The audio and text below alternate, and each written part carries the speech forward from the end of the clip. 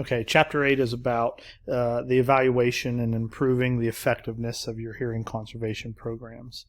So every entity requires that you evaluate the effectiveness of your program. It's not enough just to have the program. You have to evaluate the effectiveness. And there's different ways to do that, which we'll talk about. Okay, and you have to do it in a way that meets the regulations. So one of the best ways to ensure that the program is effective, the best way to ensure that the program is effective as required by OSHA is to do this ongoing assessment. Okay, and we'll talk about the different components. Here's some information about the Department of Defense and what they want. They want the prevalence of an STS during annual audiograms and a percentage of employees that are enrolled in the hearing conservation program that receive annual audiograms. Here's some information from the U.S. Navy, which you can read over. And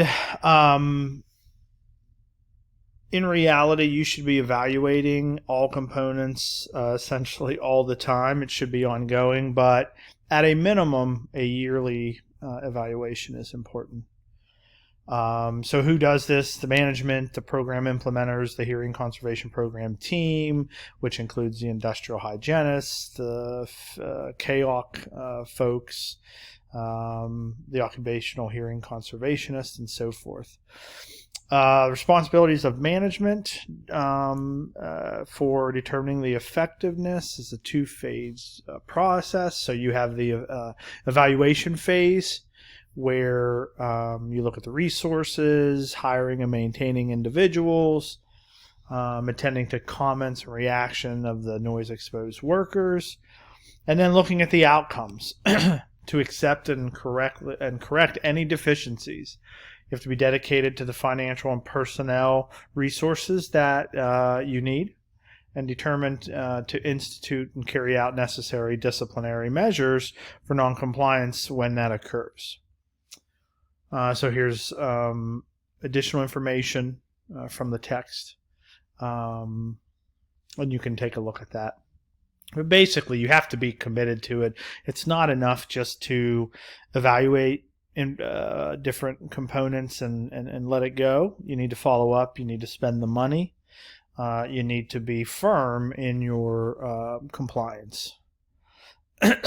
So how to use these outcomes, effective communication of findings to the management and to the affected employees. And that's a big thing in all of these different regulations, is that is the fact that employees must be kept in the loop and provided information about the outcome of everything, from the hearing test, from the hearing conservation, from wearing hearing protection devices. Are they needed? Are they required? So employees must be informed. So we're going to talk about some basic approaches to this program evaluation. Okay, so here are some approaches. Assess if the program is in compliance. That's the major one. Detect deficiencies in the implementation to quantify the improvements in the hearing conservation program. So if you make changes, to evaluate the audiometric thresholds, obviously that's important. To evaluate the effectiveness of each component individually. So to evaluate the compliance of the program, you have to look at the regulations and really understand them and create checklists to be sure that you are following them.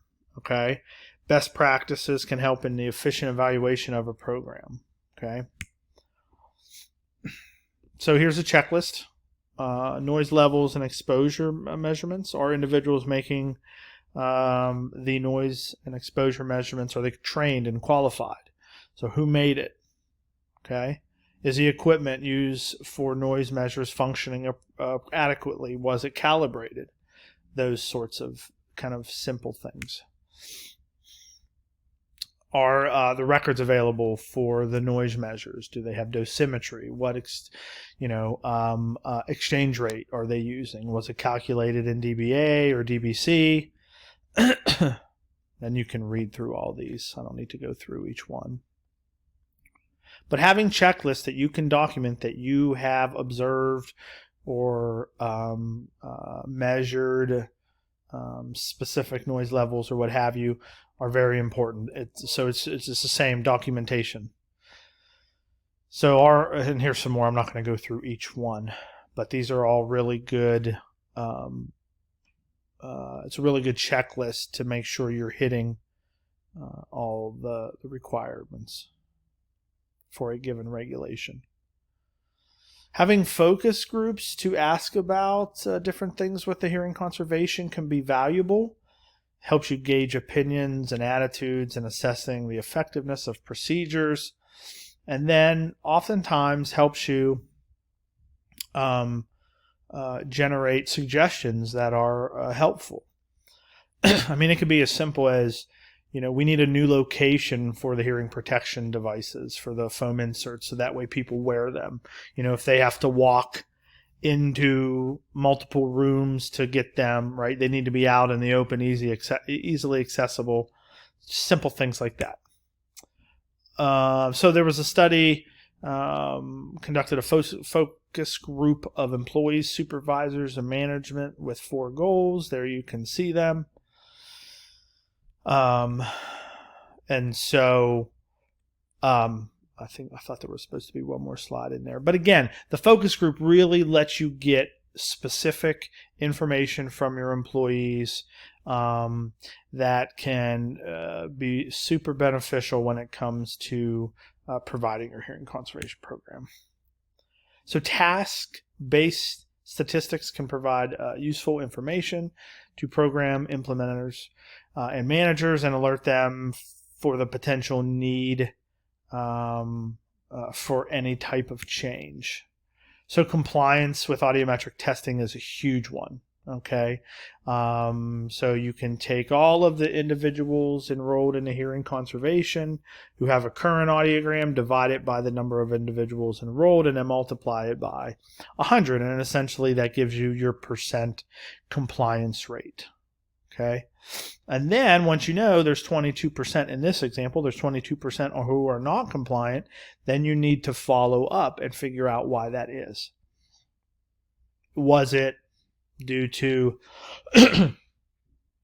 was it due to the van that does the hearing testing coming on days when certain people were doing a training outside of the company or something like that? Like, you have to figure out why your compliance rate is as it is. And then compliance with hearing protection devices. Okay? And you can read how to do that. You need to investigate why. Are you giving them hearing protection devices they do not like? Are they not being provided at all? Has the foam insert hearing protection device bucket with all the foam inserts, has it been empty for 3 months, 4 months, right? Here's some using statistics for noise exposure, and you can take a look at this. But they do provide helpful information about the noise measurement and the noise control components. Okay. And again, I'd refer you to the book to look through each one of them. And these aren't the only ones, but these are common. So page 192, make sure you review that and make sure you understand it. So now we're talking about individual effectiveness. So evaluating how effective the hearing conservation program is on an individual level. So this, you look, the baseline and annual audiograms of each worker can be compared to evaluate if there's significant changes and thresholds in the absence of other contributing factors suggest the possibility of an ineffective hearing conservation program. So if you remember, Dr. Ortiz talked about being able to determine if it was work-related or not. That's tough. It's not always completely intuitive that it is or it isn't, but that's something that you will do in this kind of role, okay? And so looking at how many people have had shifts, how many people report, it's like, do you see an increase in tinnitus in your employees? So when you're looking at the overall program effectiveness, here's NIOSH has this two-step protocol that they recommend. First, you evaluate the integrity of your audiometric data, and then you compare the rate of threshold shifts of noise-exposed workers to that of individuals who are not exposed to occupational noise. Okay, you might have people in your hearing conservation program that aren't around noise a lot, but they are at some point, and they wish to be part of that and get their hearing tested every year. If not, you can look at kind of national data. I'm sure there's some data out there on that. So here's step one, talking about the integrity of the audiometric data. Can be evaluated by using the procedure described in the ANSI standard, which is in the book. High variability and sequential thresholds can occur because of insufficient control of the test procedures, poor control of the test environment, poor calibration, or poor recording of audiometric information. So those are all technical components that can make your data reduce the integrity of your data. Low variability and sequential thresholds suggest a controlled program that is providing accurate and reliable test results. Consideration of the rate of threshold shifts due to occupational noise or solvent exposure. And ideally, the rate of this shift in noise or ototoxin exposed workers should be compared with age-matched workers who are not exposed to those types of things. Disadvantage of this approach includes the requirement of all audiometric testing of all workers, including those who are not exposed, which is difficult. Okay, but that's a way that if you want to be able to compare, you test all your employees. So here's some limitation with this STS. You could have high employee turnover. STS rates may appear low because the employees do not continue in that job. Prior baseline revisions is in a high percentage of the population.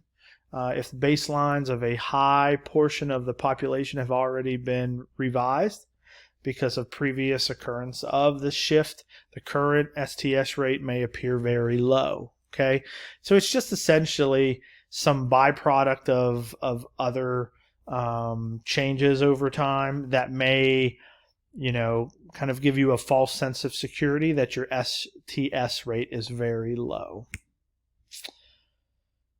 So one component is called the prevention index, and here are the two steps of that. You can take a look at it, and it's useful for governing agencies to identify industries that are showing poor performance in terms of reducing workplace injuries, and help them improve their performance. Okay, I've never worked with this before, but just so you have that information. Now here is a nice kind of exhaustive checklist that has the component of the hearing conservation program in this column.